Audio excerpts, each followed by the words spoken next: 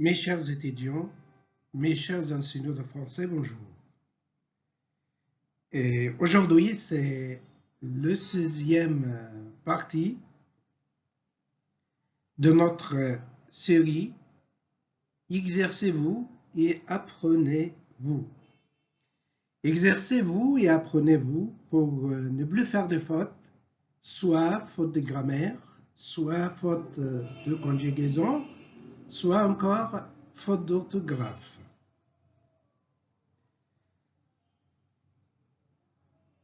Dans notre rencontre aujourd'hui, nous allons apprendre à éviter de fautes de grammaire. Alors, dans notre rencontre aujourd'hui, on parle spécialement sur le point suivant.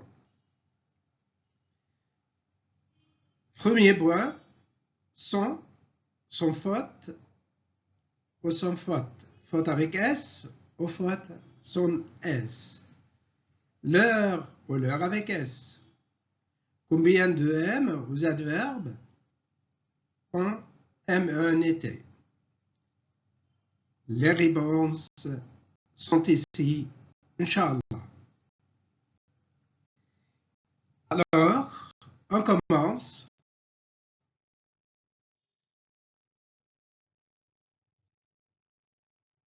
Aujourd'hui, Inch'Allah, on va parler toute la règle.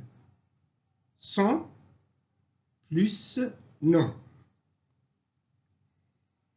Autrement dit, le nom qui suit sans s'écrit au singulier ou s'écrit au pluriel.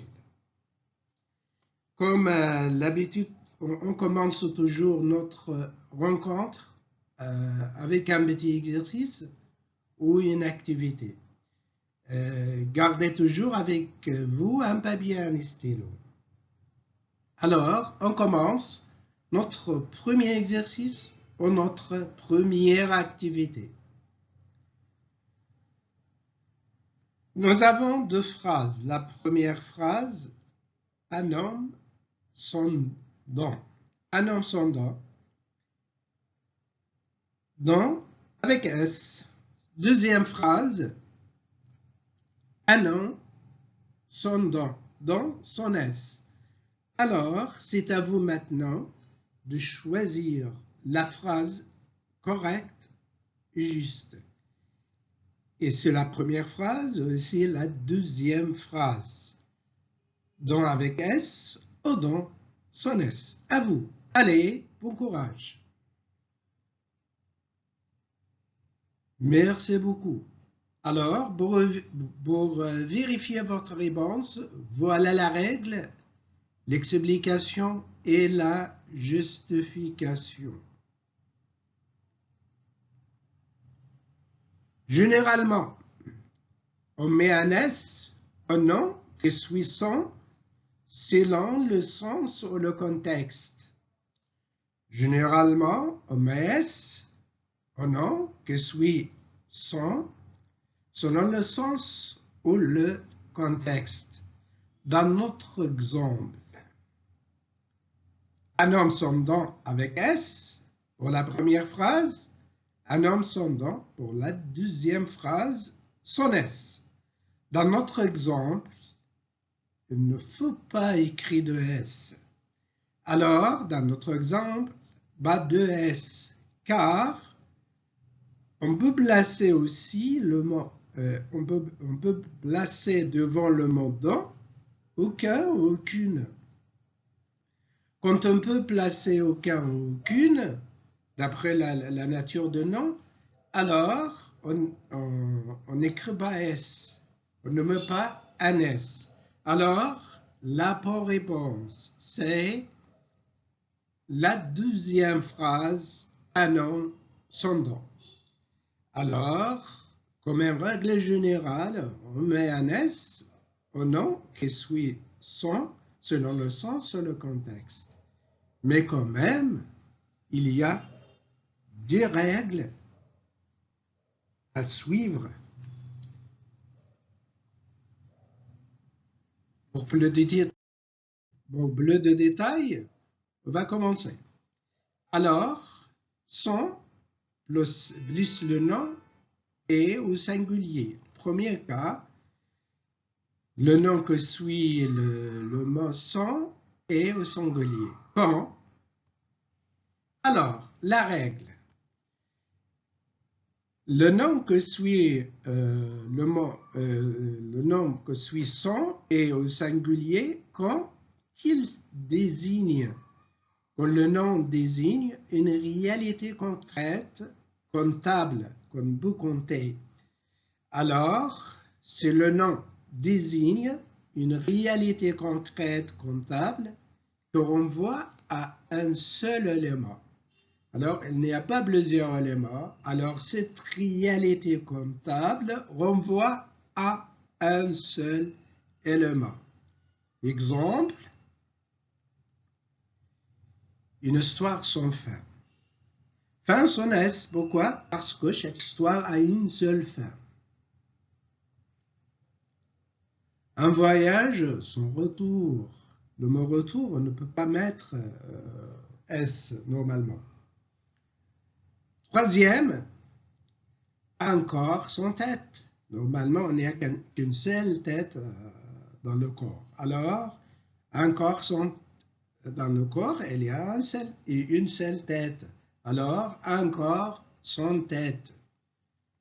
Dernier exemple, une lettre sans date. Normalement, quand on écrit une lettre, on doit mettre une seule date.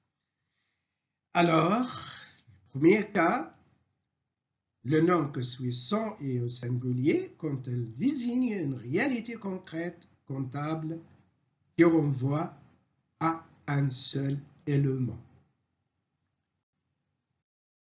Toujours dans le nom est au singulier. Le nom que suit sont est singulier. Deuxième cas, c'est le nom qui suit sont désigne une réalité abstraite ou une réalité concrète que l'on ne peut compter. Dans l'exemple, que je viens de vous expliquer, il était comptable, le nom est comptable, on peut compter. Et sinon, si le nom désigne une réalité abstraite ou une réalité concrète que l'on ne peut compter. Exemple, un départ son adieu. Normalement, adieu, on ne peut pas compter adieu, combien d'adieu, ça ne marche pas. Autre exemple, arriver à un résultat sans effort. Alors, sans effort, directement, il arrive à un résultat sans déployer un effort. Sans foi ni loi, c'est une belle expression. Sans foi ni loi, son peur et son reproche, notre belle expression ici, son peur et son reproche. On ne peut pas compter reproche, on ne peut pas compter peur. Alors, le deuxième cas, dans lequel le nom qui suit son est singulier, c'est désigne une réalité abstraite ou une réalité concrète à condition qu'on ne peut pas compter. On passe. Le deuxième cas, le nom est au pluriel. Le nom que suit son est au pluriel. Quand la règle,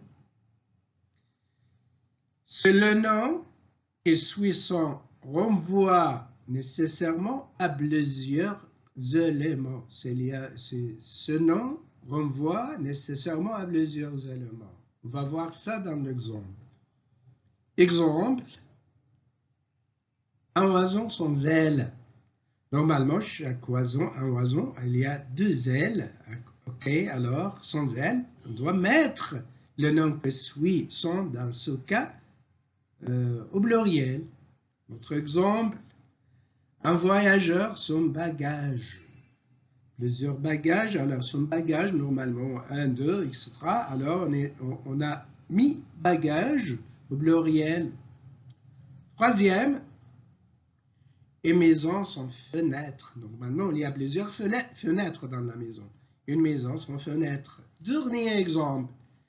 Un dictionnaire sans exemple. Voilà. Le deuxième cas, le nom est au pluriel, c'est le renvoi nécessairement à plusieurs éléments.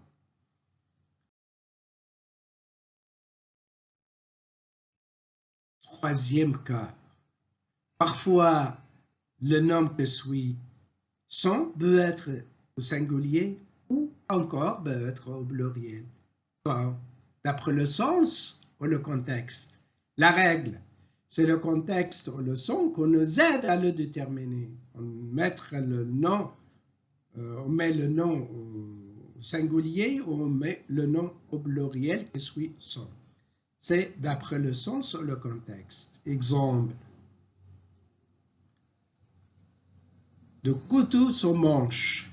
Alors, un couteau a un seul manche, il n'y a pas plusieurs. Pour cela, on a utilisé son manche. Par exemple, des gilets dans le gilet, il y a deux manches. Alors, on a mis S ici parce que le gilet a deux manches. Mais pour le couteau, il y a un seul manche. Autre exemple, une existence sans charme. Une existence sans charme. Normalement, c'est une expression, son charme, une existence sans charme. Mais une femme sans charme, plusieurs, normalement, la femme a plusieurs charmes, ok, on dit une femme sans charme. Pour la troisième phrase, une existence sans charme, pas de S, mais pour le quatrième, une femme sans charme, c'est d'après le contexte et le sens de la phrase.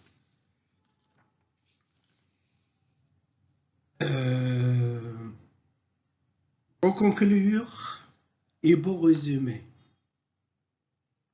généralement, on met un S au pas selon le sens ou le contexte, mais il y a quand même deux règles à suivre. Première règle, le nom que suit sans est singulier quand elle désigne une réalité concrète qui renvoie à un seul élément. Et on a donné des exemples. Deuxième cas, ou deuxième règle, le nom qui suit sans est au singulier aussi quand il désigne une réalité abstraite ou concrète que l'on ne peut compter. Et on a donné des exemples. Troisième cas, après son, le nom et au pluriel se renvoie nécessairement à plusieurs éléments. Et on a donné des exemples. Finalement, le nom qui suit son peut être au singulier ou au pluriel selon le sens et le contexte qui nous aident à déterminer le genre du nom. Et c'est la fin de notre rencontre aujourd'hui. Merci beaucoup de m'avoir suivi. El Adl El Mahdi et à la prochaine.